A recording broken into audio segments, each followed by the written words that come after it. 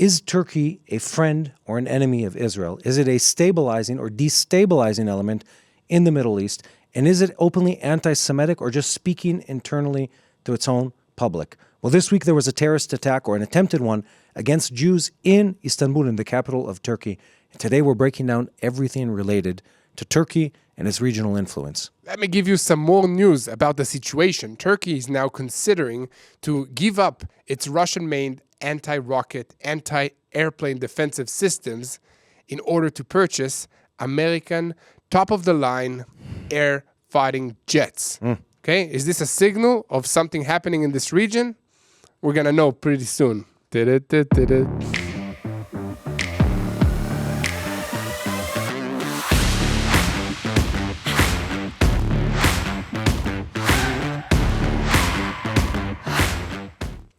So our question today is Turkey good or bad?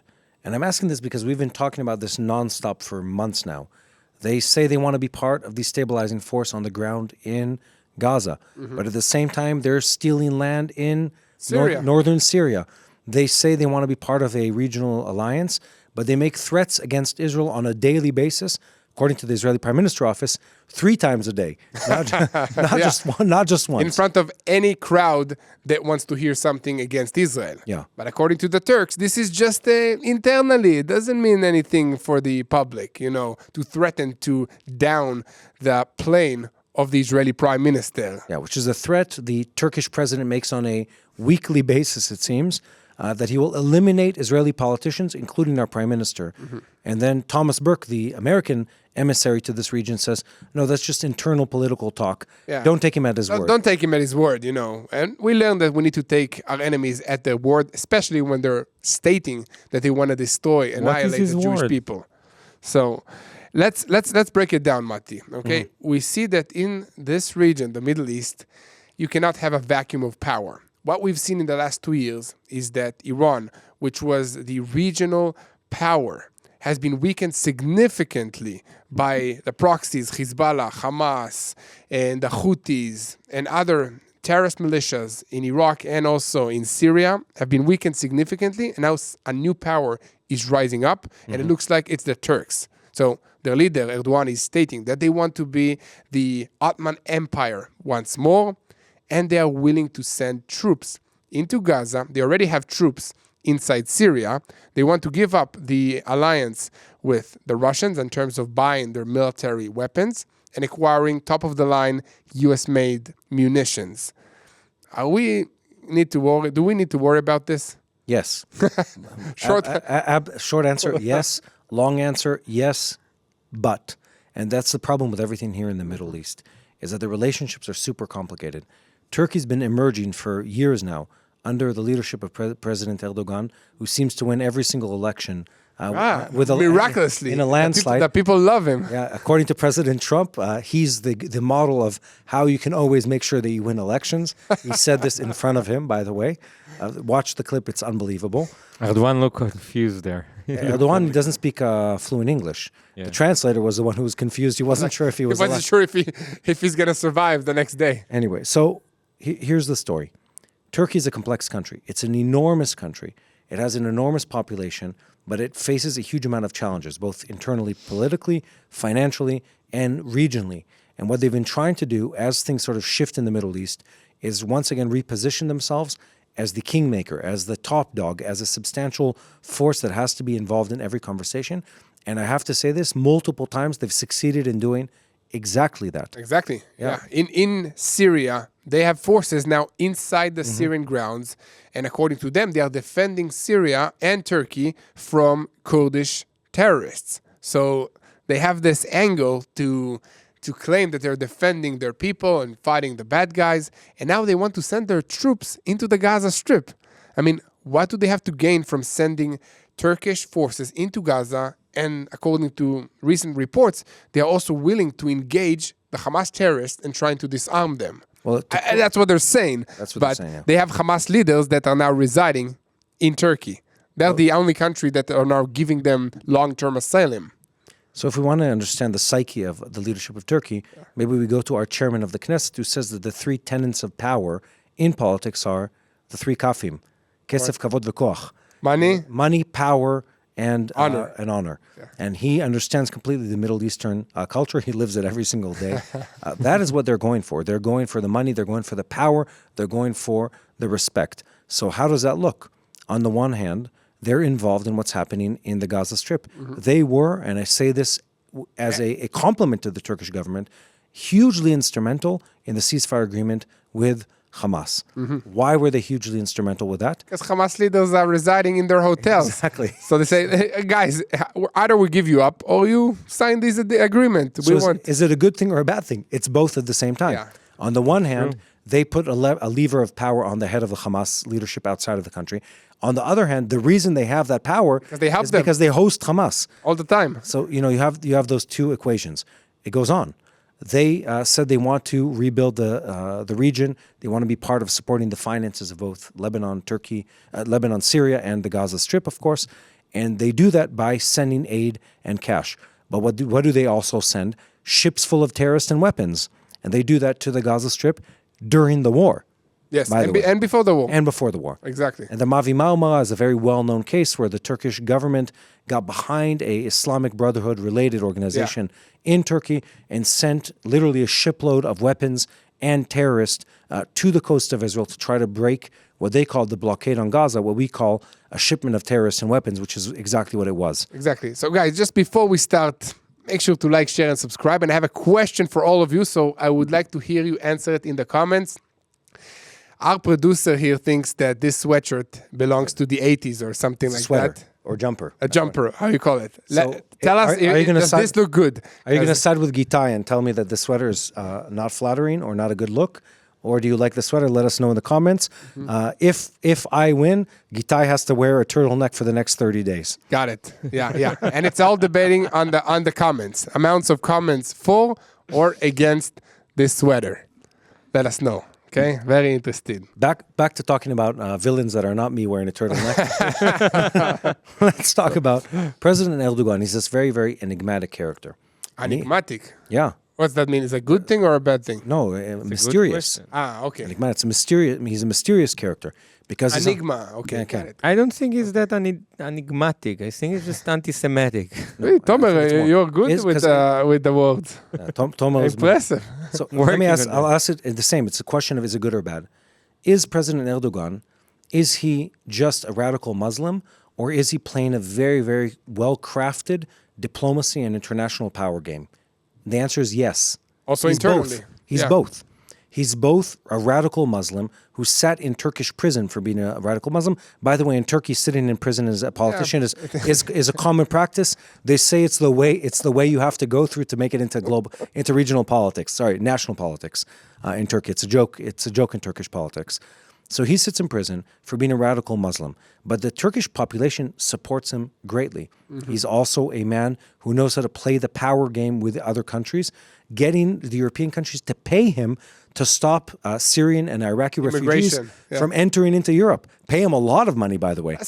Turkey is a NATO member, so and it's like a radical country, becoming even more radical in this region. Yeah, so it's like he can play both games. And it gets more complex. If you ask the question, is Turkey a Western country or a Muslim Arab country? The answer is neither. They're Turkish. They're Turkish, yeah. It's a completely different culture and a completely different behavior set that is misunderstood by us for the most part. Exactly. Different language and then different culture, different aspirations, different history, but still Muslim. Exactly. Okay. And by the way, Iran is the same. The same kind of complex entity where they're not Arab. They're Persian that are... according to many Iranian experts, a country that was hijacked by radical Shia Islam, but isn't fully Muslim and isn't fully Shia and isn't fully actually Persian either. It has Kurds and Baluchis and a bunch of other minorities within it. Minorities. Yeah, many minorities, a substantial percentage. Turkey's the same, by the way. It's not one national entity. It's a majority of Turkish ethnicity people from that ethnos, but also many Kurds, and also other minorities in the country, and they too have internal issues that they're dealing with, and they also play this game between traditional Islam and being a westernized country. So there are many different things with a lot of tension internally, which also helps us understand why they're so different externally. They, on the one hand, play together with the U.S. They were the ones that made the ceasefire deal happen in the Gaza Strip in October. There's no question about it. They were substantial. At the same time, push Hamas to the limit. That same President Erdogan, he threatens the lives of Israeli politicians openly. He makes anti-Semitic claims. He repeats anti-Semitic rhetoric.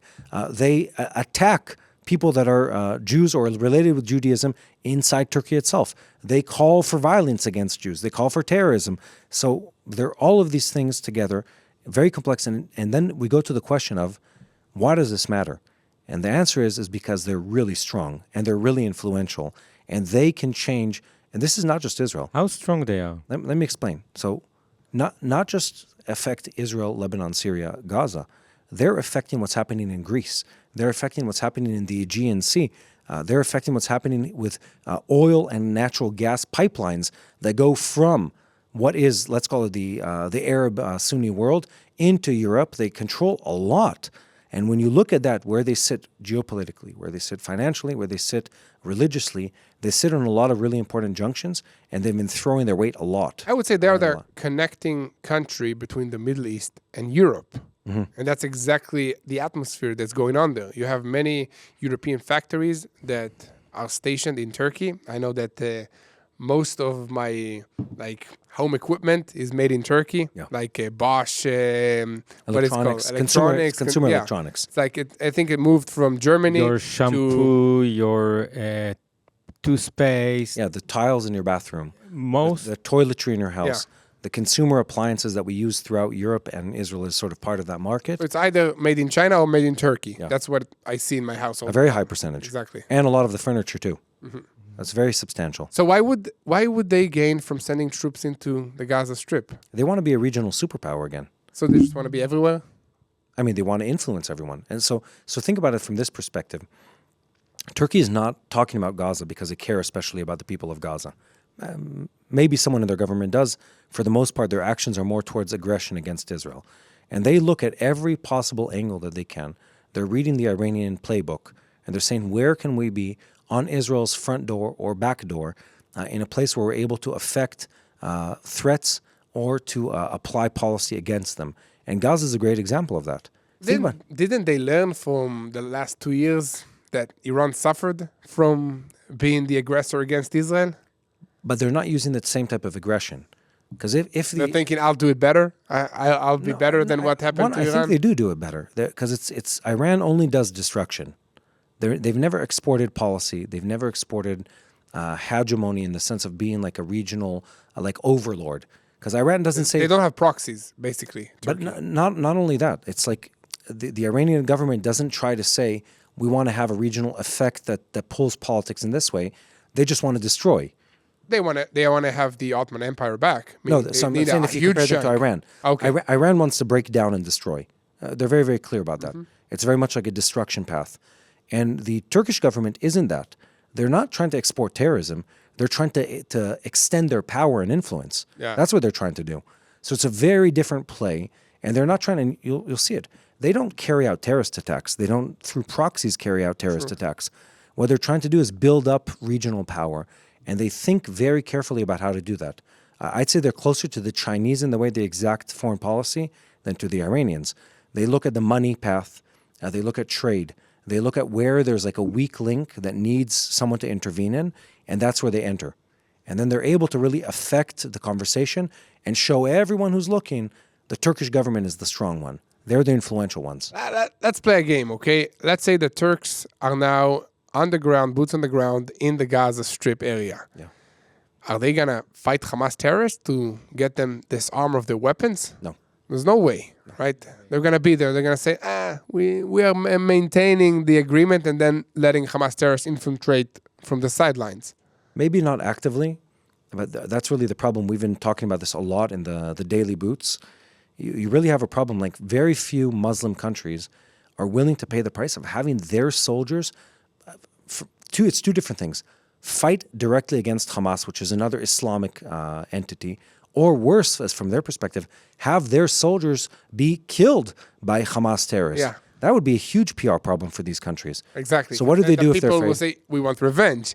against Hamas. And then how can you support Hamas? And their people are supportive of Hamas to begin with, as are the Turkish government. So what do? They do nothing. They do what peace supervisors and keepers have like been doing. UN peace forces. Yeah, they hide in their bases and they sit at the roadblocks and they hide behind the border lines.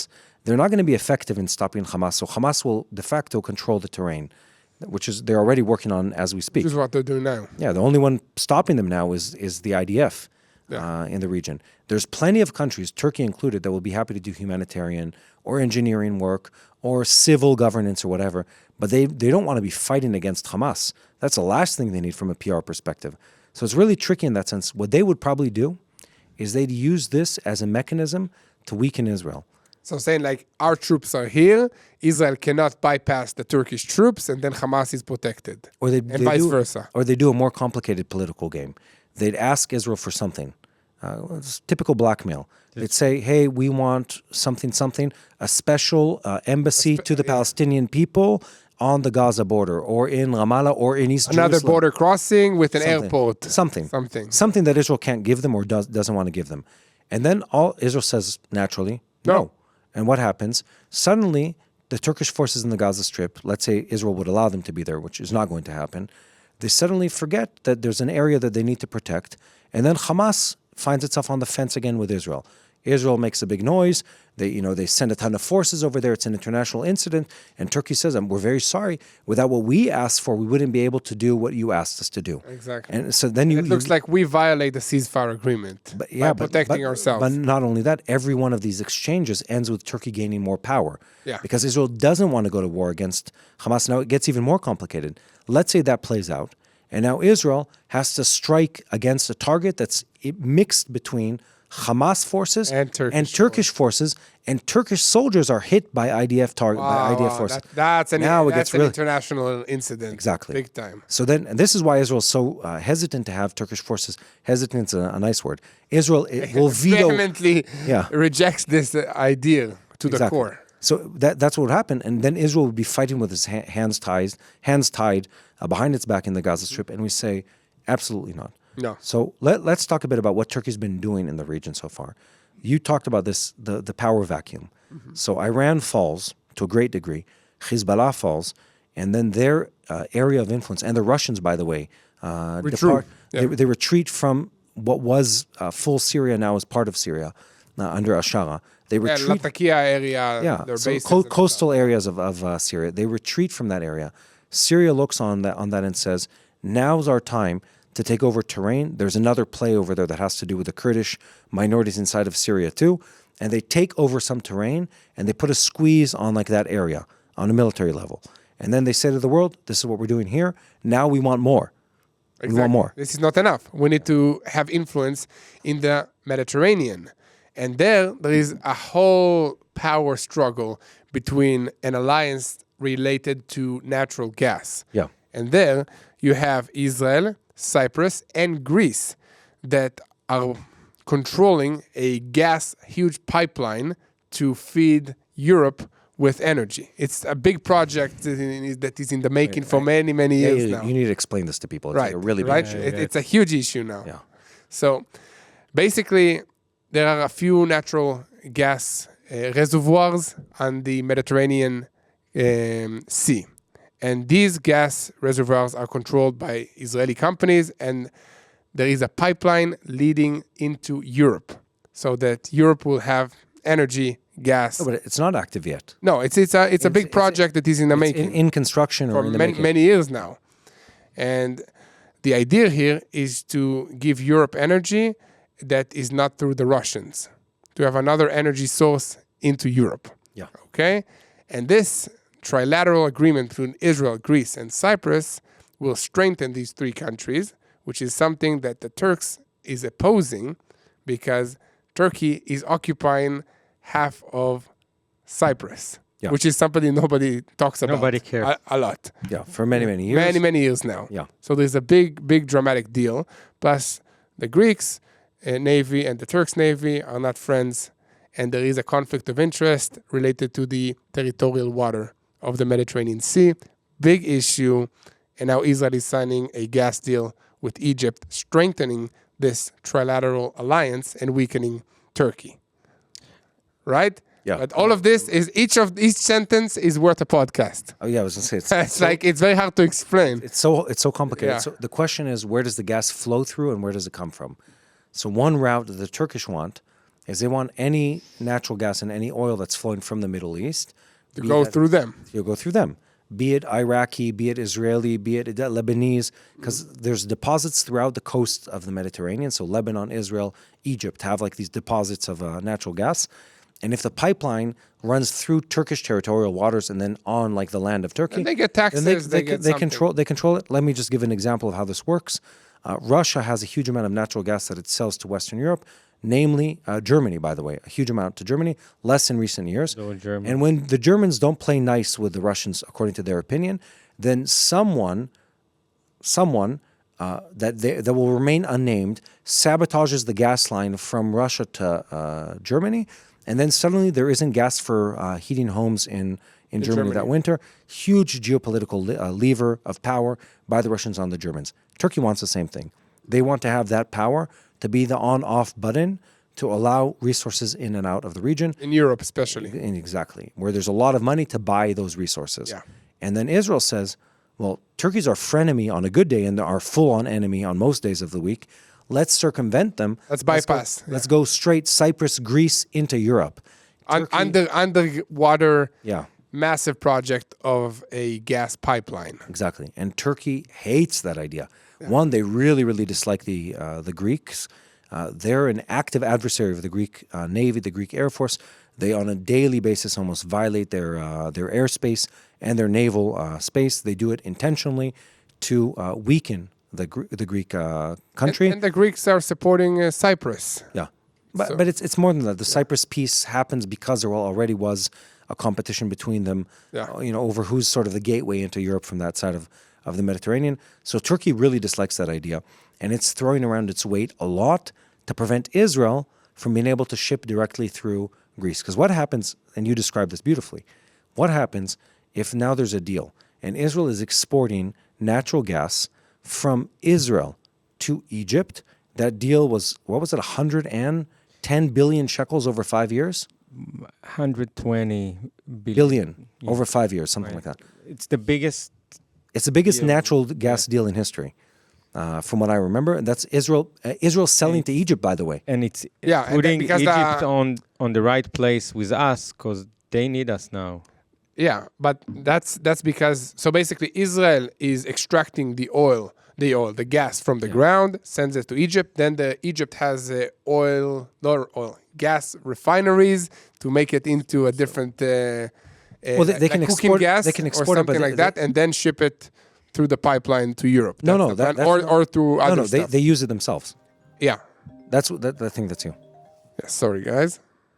No, that's one route is into Egypt, and then Egypt uses it for its own energy purposes, and it can export to its neighbors, who some of them might need. But yeah, it's supposed to feed into 25% of the energy needs of Egypt itself. But that's one direction. That strong? That's south. Yes. How strong? On a military level? I got the information here if you want, but where did you put the information? In orange in our script. Yeah, it's Turkey's very strong. Yeah, so let's go through it. I think it's interesting actually. So let's talk about manpower. So the Turkish army is the second in its size out of the NATO alliance after the United States of America. Well, that's huge.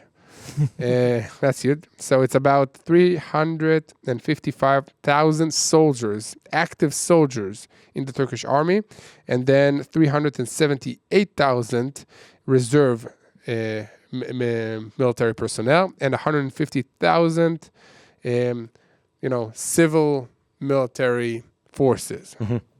And then we're talking about their ground forces. They have more than 2,200 tanks, mainly Leopard 2 and M60 American-made tanks, and 61,000 armored vehicles. And then they have also started creating new tanks, Altay, a Turkish tank. Why? I remember the times where Israel helped them with tank technology and stuff like that. Whatever we helped them. We've helped them with a lot. We sold them tanks. We sold them in... We upgraded their tanks. It was an upgraded... Was it an M60 or M48? It was an M60. It was an M60 that was called the Sabra. I remember it. Great tank. I remember this because I served on a variant of that tank, and then they took a lot of the tanks that were decommissioned in Israel and retrofitted them for the Turkish army. They were called the Sabra. They had a fire control system. Then Turkey blamed Israel that the tanks didn't work. There's a whole story there. Maybe the whole hatred. We used to be great friends with Turkey. I went there after my bar mitzvah. I used to go to Turkey almost every other year. It was like a great vacation place. It was a great tourism destination. Yeah. But great snorkeling, great prices. I asked the question the same way that Egypt is a good place, well, in times of peace, where a lot of Israelis go to Sinai on vacation. Are the people actually supportive of Israel, or does the government have the interest of having a relationship with Israel? It's not the same thing. Yeah, it's hard to say because at the tourism sites, people love tourists. Yeah. So they feel friendly, but you don't know what the core villagers think and stuff like that. You know, so I think that's a big question to be asked. Exactly. Okay.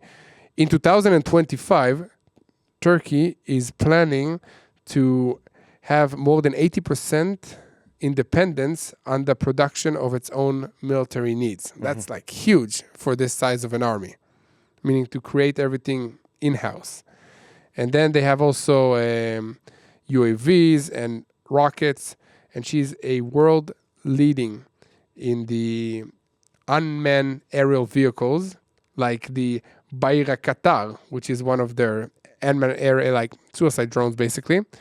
And they also revealed their Typhoon Block 4, which is a missile that can maneuver and bypass defensive systems, aerial defensive systems. How many ships they have? 90. 90 ships. Yeah, that's also... And 200 F-16. That's... not bad. Yeah. No, that's not bad at all. It's a big army. It's a big army. It's a substantial force. Turkey have 20,000 soldiers right now in the north of Syria. That's how effective they are. That's how strong they are, maybe. So the U.S. has 1,000 soldiers. Turkey has 20,000 Yeah, but soldiers. Turkey has soldiers there not necessarily to fight against Israel. It's one, a show of power.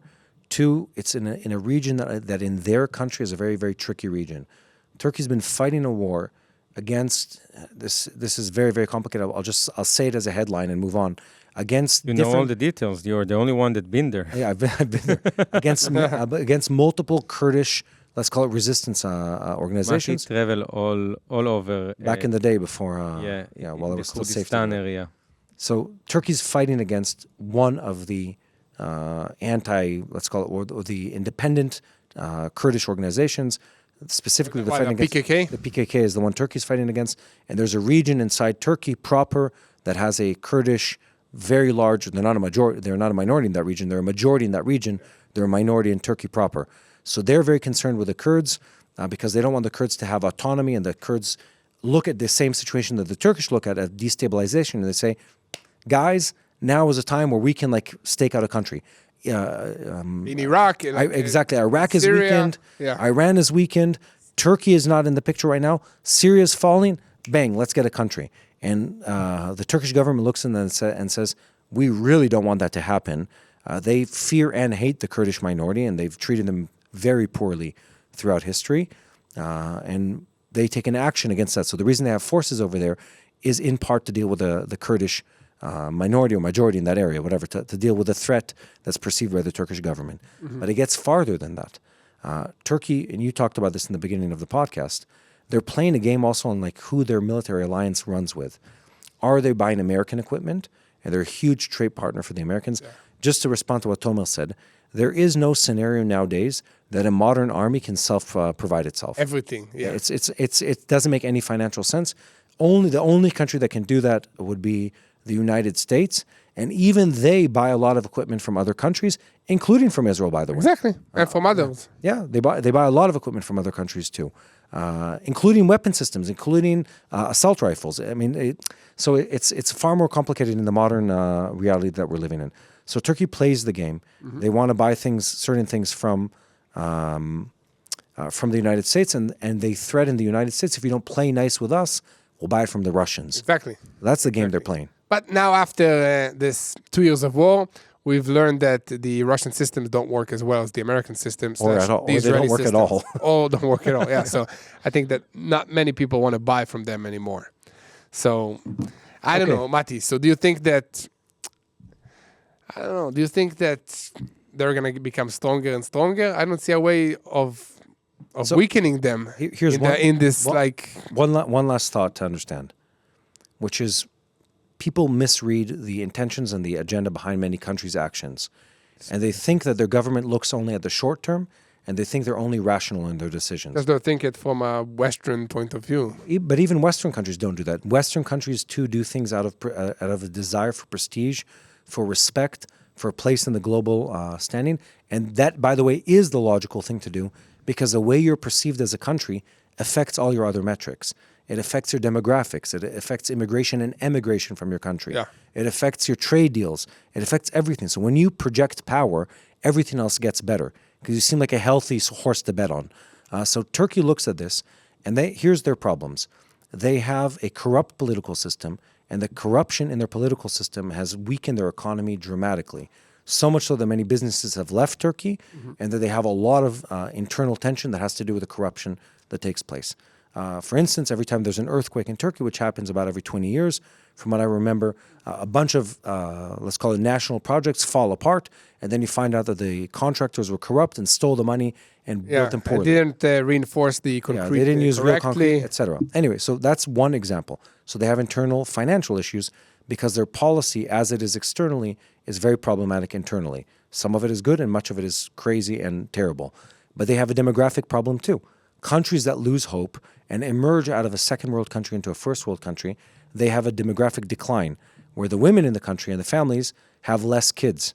Turkey's suffering from that problem. They have another problem. Much of the bright people in the country go to other countries. They emigrate to other countries in Europe. In Europe, it's easy for them. It's just crossing the border. You can take a bus, by the way, from Turkey to Greece. You've done that? No, but I was in Greece and met some people from Turkey. They came for the weekend. So one bus, 8 hours. Well, so they have a problem with immigration with a lot of bright people and a lot of good businesses leaving the country. Then they look regionally and they say we're not up to speed when it comes to technology. We're not up to speed when it comes to education. We're not up to speed when it comes to the information level that our population is able to work with. Yeah. So they're technologically behind many other countries and many other people.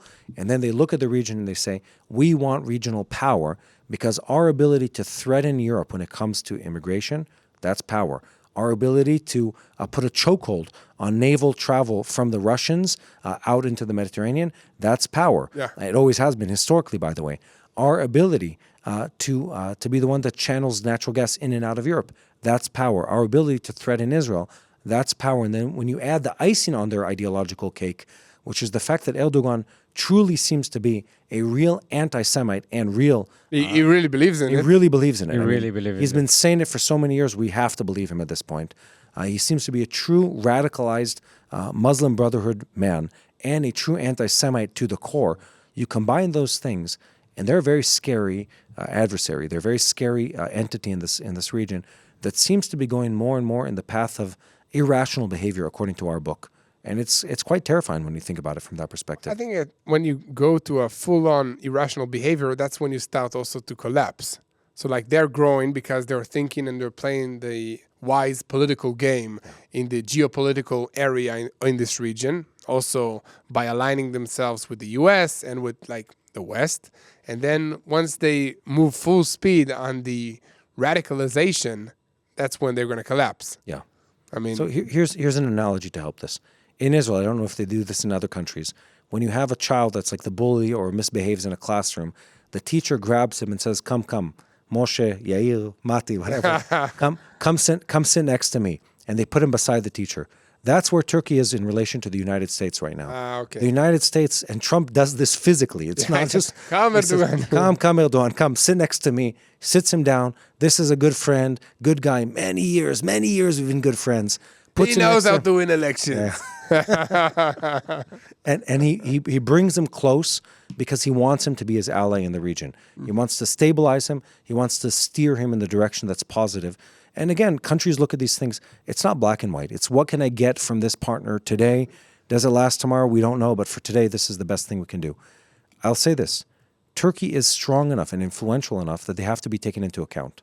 Yeah. And because of that, they will shape what happens in this region also for many years to come. That's the reality. Sure. Talking about partners, Mati. Yeah. You know today's partner? Today's partner is Vinia.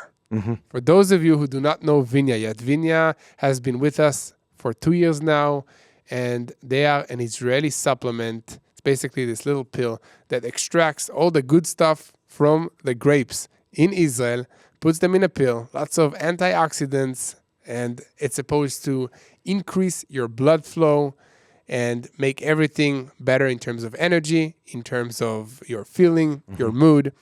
I've been taking them, I think, for maybe a year and a half, almost 2 years, also throughout my time in the Gaza Strip, where I didn't have much hours of sleep. You also, when you were in Judea and Samaria, commanding your troops. By the way, you're there, I think, today or tomorrow. Tomorrow, go back. So not much changed. But really, we've been with them. They are an amazing high-tech biotech company from Israel, and it really helps to increase your blood flow. So if you want to try it for yourself, go to Vinia, TBNIsrael.com. Again, Vinia, TBNIsrael.com. Or call 800-638-1944. 800-638-1944. Try it for yourself. We're trying it every single day almost. They also have coffee, tea, and soon energy drinks kind of thing. Yeah. It'll be cool. And chewable stuff, which are tasty. Yeah. So I think it's time to wrap this up. Turkey's a very interesting player. And the Middle East has been But what Israel doing against on the ground? So first of all, I think the biggest thing that we just did to kind of stick it to them is to sign the gas deal with Egypt. Yeah. That's like the biggest move that Israel made, is aligning itself with Egypt, which is another superpower in this region that is struggling to find its place in this regional power play with Iran, Egypt, Turkey. Is there anybody else I'm missing? Saudi Arabia. Yeah, Qatar, that's about it. Yeah, it's a lot. Exactly. So by joining in with Egypt, with Greece, with Cyprus, Israel is forming an counter-Turkey alliance, which I think is very, very important. It is, and it's counter-Turkey and pro-American. And the U.S. in this situation, the Trump White House, it doesn't really matter to them, and it doesn't need to, what the name of the country is. This is what we're trying to do in this region. And anyone who's willing to help with this, we're willing to play with them. We'll take you, why not? Why not? If Turkey's willing to be a active, positive force in stabilizing this region, and it works for everyone for the time being, we'll take it. So be it. And if Israel has a problem with it, okay, then let's work out those problems. Again, there is no black and white when it comes to international relations, especially not with superpowers, especially not with regional large players such as Turkey. It's about what are your interests in the time being, and what do you do to stabilize it. And in that time, Israel has to continue, and we do very actively, calling out the flawed behavior on behalf of Turkish leadership and the country. And we did just the other day, we had a discussion with them where the Israeli Prime Minister's office publicly said, we have a problem. We can't have a situation where this country says they're our allies and want to be part of the deal and are calling anti-Semitic calls and rhetoric. Their president is calling against Israel on an almost daily basis. Exactly. And well, they said it's escalated. It used to be that he compared, will we get banned for saying this? He compared Netanyahu to Hitler twice a day. Since October 7th, he's been doing it 3 times a day. That was the statement by the Israeli Prime Minister office. It's not far from reality, by the way. It's not far from reality. So very complicated relationship. But Turkey's a complicated country with a lot of agendas, a lot of interest, and the world is a complicated place. Right now, our prayer should be for the leadership of Israel, for the Trump White House, to be able to steer this massive ship of aligning interest and conflicting interest all in the direction of nation building and positive trends. That should be the goal. And some kind of economic dependency between the 5 countries that are involved in each deal to make them have a stake in the stabilization of each other. Yeah. There needs to be some kind of mutual dependency in these situations for it to last. That's it, I think, Mati. Thank you, Yair. Thank you so much. Thanks, Tomer. Thank you. Thank you for joining us. Keep praying for the peace of Jerusalem. for wisdom to our leaders, for our enemies to start loving us instead of hating the Jewish people of Israel, God can make it happen. Make sure to like, share, and subscribe, and we'll see you next time at TBN Israel, the podcast. Hello, this is Mati here in Jerusalem with TBN Israel. This is Yair Pinto from TBN Israel here in Jerusalem. TBN Israel is keeping viewers informed with Israel-focused news, culture, and what God is doing in this land. Support TBN Israel today online at tbn.org/Israel. Thank you.